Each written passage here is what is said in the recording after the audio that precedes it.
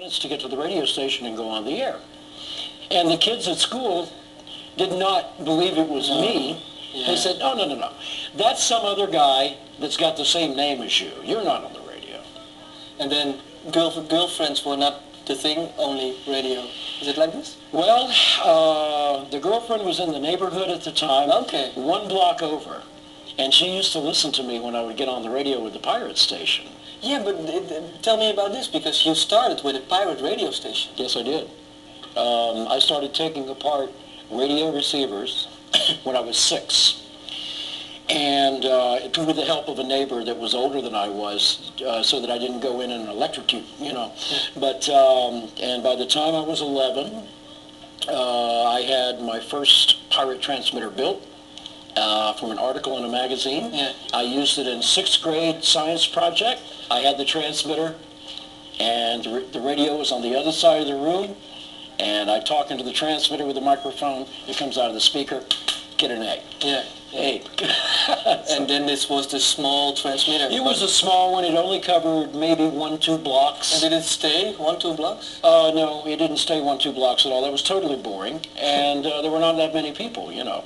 So I continued to learn about electronic theory and how to build transmitters, and by the time I was 16, I had a station that covered my whole hometown. What was the name of the station? You know what? It was WTOP, because at first I was at the top of the AM dial in America. Yeah, okay. And then, but when I was in 6th grade, we went to Washington, D.C. on a school trip, and I found out there was already a WTOP in Washington, D.C. Really? On 1500, I think. So that wrecked my world. Yeah. But the station that I got caught with was actually called WGHS, which stood for Gainesville High School. Okay. And it was in my bedroom, and I was feeding an antenna 140 feet high, a wire going up to a big pine tree. That was my transmitting antenna. And I had about 70 watts output. And I was so proud of that transmitter, because the audio sounded so good. It was so clean. I was a lead singer in a rock and roll band at that time, and I got to take home some of the equipment that we used to play live. And since I was a lead singer, I got to bring home the mixer, and I would use that. I had 2 turntables. I had a tape deck, reel-to-reel, and a microphone, and I had that all plugged in, and then the unit was feeding the transmitter.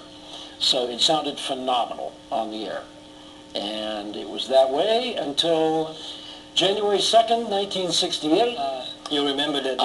We had just come off the holiday for the New Year, and I had gone to school that day, and I got home, and I fired up my radio station for the kids to listen to after school, and 5 minutes later, on the front door, it was the G-men.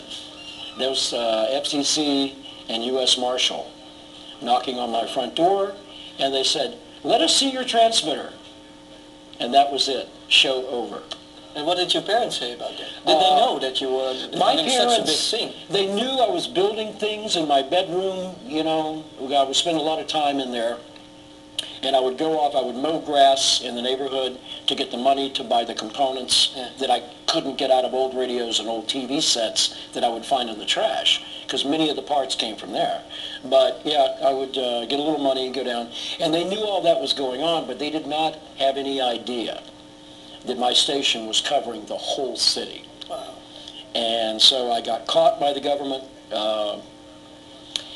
that afternoon, and well, I won't say what I did after that. It could be self-incriminating. Okay. You know, they said, if you ever do this again, we don't care if you're underage, you're going to jail, and you're going to pay the $10,000 fine, or your father will take your place. And so I stayed on the down low. But you know what happened? Getting busted by the FCC made the local newspaper. And there was a small article in there. And so when I got old enough to actually work, you know, in a station legally, which was about a year later, when I came looking for jobs, I talked to the manager. He says, "Oh yeah, you're that guy, that kid that got caught." And I said, "Yeah, that's me. When do I start?" Yeah.